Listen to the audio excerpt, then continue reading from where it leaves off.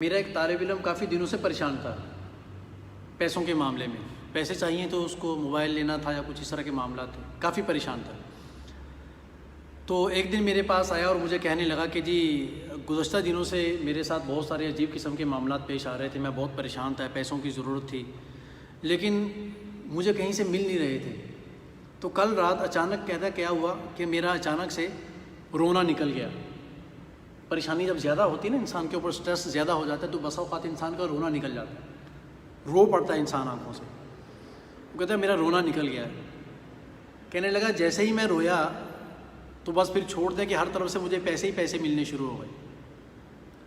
ابا بھی دے رہے ہیں, دادا بھی دے رہے ہیں اور امی کی طرف سے بھی مل رہے ہیں اور پیسے پیسے ہو گئے میرے پاس. تو پھر میں نے اس سے کہا بیٹا, اصل میں اس کا میرے ساتھ بہت پرانا تعلق تھا, تو میں نے کہا بیٹا یہ بات تو میں تمہیں اسکول سے سمجھاتا ہوا آ رہا ہوں کہ اللہ تعالیٰ کے سامنے رونا سیکھیں. معاملات اس طریقے سے حل ہوتے ہیں. ایسے حل نہیں ہوتے کہ اللہ کے سامنے ہاتھ اٹھا کے بیٹھے ہیں, جیسے ہی نماز ختم ہوئی سب سے پہلے پٹاخے نکلنے شروع ہوتے ہیں, ٹھیک ہے, پھر ادھر ادھر دیکھ رہے ہوتے ہیں. وہ دیکھنے کے ساتھ ساتھ پھر جب ہاتھ پھیرتے ہیں تو ایسا تماشا کر کے ہاتھ پھیرتے ہیں. یعنی ایک طریقہ ہوتا ہے اداب کا, آپ ایسے بھیکاری بن کے بیٹھے ہیں اللہ کے سامنے, پتہ چلے کہ مانگنے والا ہے. باقی بھیکاریوں کو نہیں دیکھتے کیسے مانگ رہے ہوتے ہیں, منہ کی شکل بنی ہوتی ہے اور ایک عجیب ایکٹنگ کر رہے ہوتے ہیں, حالانکہ وہ ان سے زیادہ خراٹ کوئی نہیں ہوتا جب وہ سائڈ پہ جا کر اپنا بھیس تبدیل کرتے ہیں. ٹھیک ہے, تو مانگنے کا ایک طریقہ ہوتا ہے, اس طریقے سے مانگیں تو کیسے نہیں ملتا. اس پر مجھے ایک اللہ والے کا واقعہ یاد آیا کہ وہ مرض الوفات میں تھے, بہت شدید بیمار ہو چکے تھے, ان کے اوپر بہت زیادہ قرض تھا, پہلے زمانے میں بہت زیادہ قرض تھا. تو جب وہ بیٹھے ہوئے تھے تو سارے لوگوں کو پتہ چل گیا کہ حضرت لگتا ہے آخری ٹائم میں پہنچے ہوئے ہیں, تو وہ سارے لوگ پہنچ گئے اپنا اپنا قرض لینے کے لیے.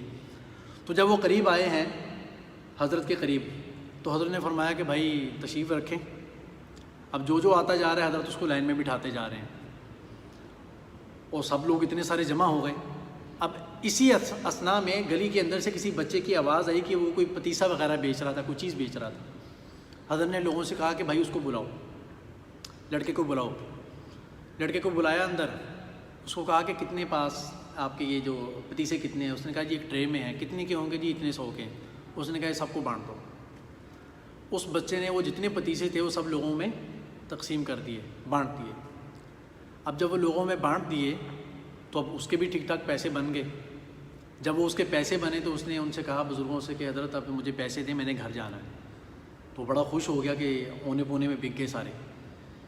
جب وہ پیسے مانگنے لگا تو حضرت نے فرمایا کہ بیٹا یہ جتنے لوگ آپ کو نظر آ رہے ہیں نا بیٹھے ہوئے, جن کو اپنے پتیسے کھلائے ہیں, یہ سارے قرض لینے کے لیے آئے ہوئے ہیں.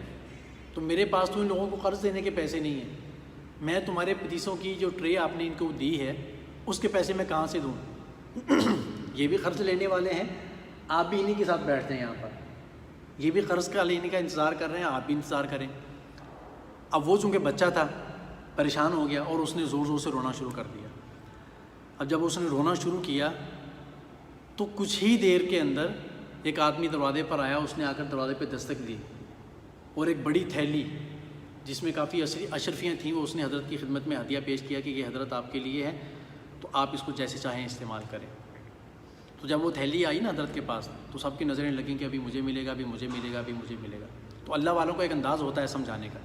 حضرت نے فرمایا کہ یہ پیسے تو میں آپ کو دے دیتا ہوں بعد میں, لیکن پہلے اصل بات کو سنیں آپ. وہ کیا ہے؟ حضرت نے فرمایا کہ پیسے لینے والے تو بہت بیٹھے ہوئے تھے, ٹھیک ہے, اپنا قرض لینے والے تو بہت بیٹھے ہوئے تھے, لیکن رونے والا کوئی نہیں تھا. سمجھتے ہیں؟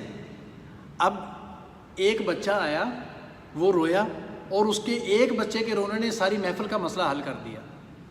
تو بھائی اصل کمی جو ہوتی ہے نا وہ ہمارے رونے میں ہوتی ہے, ہمارے مانگنے میں ہوتی ہے. ہمیں مانگنا نہیں آتا اللہ تعالیٰ سے صحیح طریقے سے. اللہ تعالیٰ تو ہر وقت دینے کے لیے تیار بیٹھے ہوئے ہیں, ٹھیک ہے.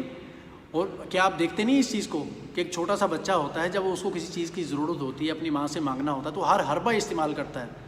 روئے گا, پیٹے گا, کپڑے کھینچے گا, گلے لگے گا اس کے, ٹھیک ہے, ٹانگیں مارے گا, وہ طرح طرح کے سارے جتن کر لیتا ہے. وہ کیوں کرتا ہے؟